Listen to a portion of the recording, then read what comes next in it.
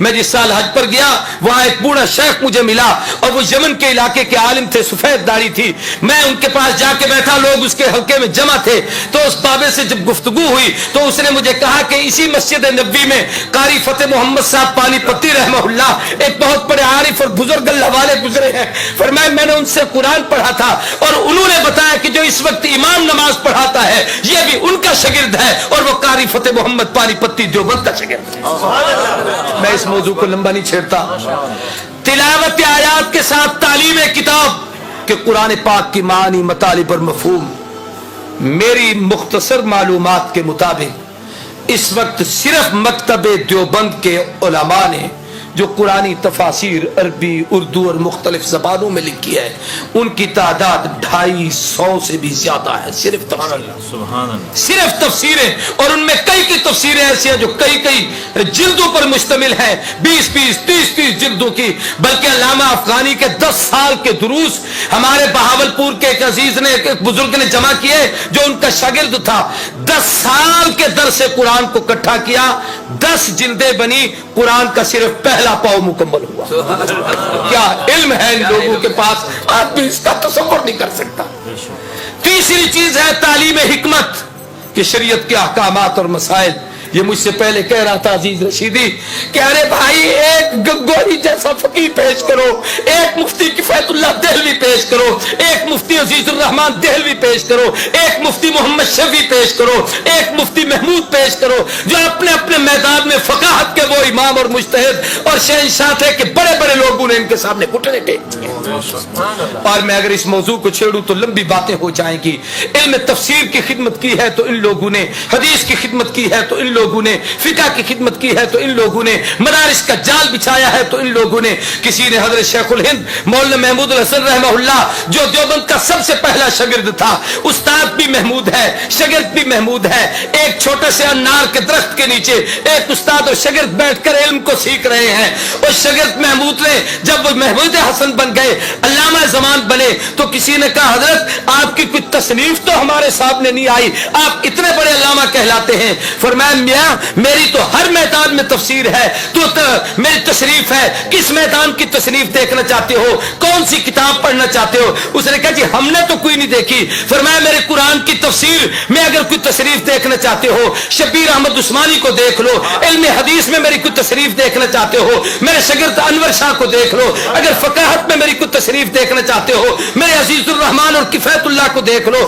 فرمایا اگر تم لوگ میری تصریف کو دیکھنا چاہتے ہو، سیاست کے میدان میں کچھ پڑھنا چاہتے ہو میرے شاگرد عبید اللہ سندھی کو دیکھ لو، اگر تم میری تصریف پڑھنا چاہتے ہو جناب والا تعریف کے میدان میں مجھے کچھ دیکھنا چاہتے ہو میرے ایک ہی شاگرد تصوف کا امام اشرف علی تھانوی کو دیکھ لو، میرے اگر تم میرے تدبر اور حوصلے کو پڑھنا چاہتے ہو میرے شاگرد حسین احمد مدنی کو دیکھ لو، میری دعوت و تبلیغ کو دیکھنا چاہتے ہو میرے الیاس کو دیکھ لو. میرا ایک ایک شاگرد ایسا ہے. میں علی وجہ البصیرت کہتا ہوں تاریخ میں 2 انسان ایسے گزرے ہیں جن کی شاگردوں کی مثال دنیا میں نہ پہلے پیش ہوئی نہ قیامت تک پیش ہو سکے گی. پہلے دور میں امام اعظم نعمان ابن ثابت ابو حنیفہ امت کا وہ فقیہ اور مجتہد تھا جس کے شاگرد ایک ایک شاگرد ایسا تھا جس کی مثال دنیا نہیں دے سکی. یا دوسرا شیخ الہند مولانا محمود حسن رحمہ اللہ ہے جن کا ایک ایک شاگرد ایسا ہے جو اپنے زمانے اور اپنے فن کا امام ہے جس کی مثال دنیا میں نہیں.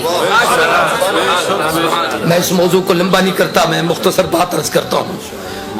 اور تاریخ میں کہا ایک حدیث ہے بڑی عجیب، مشکات میں علماء بیٹھے ہیں، حضور نے فرمایا قرب قیامت میں یکون فی آخر الزمان امت لہم مثل اجر اولہم.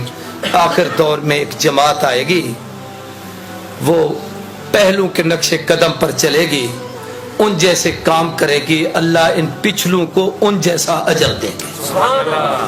آگے بڑی لمبی تفصیل ہے، میں صرف اسی کا ایک خاکہ عرض کرنا چاہتا ہوں. تاریخ نے اپنے آپ کو دہرایا کہ اگر پہلے دور میں امام اعظم نعمان ابن ثابت ابو حنیفہ گزرا جس کی فقاہت کی دنیا مثال نہ دے سکی، تو اس دور میں رشید احمد گنگوہی گزرا، علماء دیوبند کا وہ عظیم فرزند جس کی مثال دنیا نہیں پیش کر سکتی.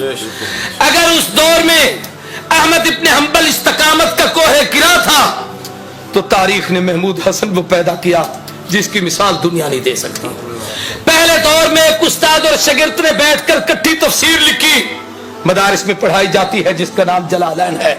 تو اللہ نے ہمارے اکابر میں ایک استاد اور ایک شاگرد، علامہ شبیر احمد عثمانی شاگرد، شیخ الہند مولانا محمود حسن استاد اور شاگرد نے بیٹھ کر وہ تفسیر لکھی جس کی مثال دنیا نہیں پیش کر سکتی. میں کہتا ہوں پہلے دور میں اگر اللہ سلام کروڑوں جزا عطا کرے، بخاری کی قبر پر اللہ رحمت نازل کرے، امام بخاری نے بخاری لکھی ہے تو اس کو سمجھانے کے لیے انور شاہ کشمیری نے جو اس کی شرح لکھی ہے، تاریخ میں آج تک اس جیسی کتاب نہیں آ سکی. پہلے دور میں امام مسلم صحیح مسلم لکھ کے گئے ہیں، علامہ شبیر احمد عثمانی نے فتح الملم 5 جلدوں میں لکھی ہے، آج تک اس کی مثال دنیا نہیں پیش کر سکی. اگر امام ابو داؤد نے ابو داؤد لکھی ہے، بل الموجود ابو داؤد کی شرح مولانا خلیل احمد سہارنپوری رحمہ اللہ نے لکھی جس کی مثال آج دنیا نہیں دے سکتی. اور امام مالک موطا امام مالک لکھ کر گئے، شیخ الحدیث محدث عصر مولانا محمد زکریا قادری مہاجر مدنی نے جس وقت اس کی شرح لکھی، ایک عرب کے شیخ کو یہ کہنا پڑا قد حنف الموطا، اور زکریا نے کیا موطا امام مالک کی شرح لکھی ہے کہ اس کو پڑھنے کے بعد ایسے لگتا ہے کہ شاید امام مالک بھی ابو حنیفہ کا مقلد نہ. ہمارا ایک ایک عالم بے مثال، ایک ایک عالم با کمال، ایک ایک عالم لازمہ. میں یہ کہہ دوں تو بے جانی خدا کی قسم، اگر وہاں بخاری کی قبر سے خوشبو آئی ہے تو یہاں 6 مہینے تک لاہوری کی قبر، امام الاولیاء مولانا احمد علی لاہوری کی قبر سے، اور اب تو ہزاروں ایسے ہیں جن کی قبروں سے جنت کی خوشبو دنیا میں مہکی ہے. اللہ نے دکھایا ہے کہ یہ وہ اہل حق ہیں، یہی وہ لوگ ہیں، یہ وہ اللہ کے برگزیدہ لوگ ہیں جو پیغمبر کے اس مشن کی تکمیل کر رہے ہیں جس مشن کے لیے اللہ نے اپنے نبی کو دنیا میں بھیجا تھا.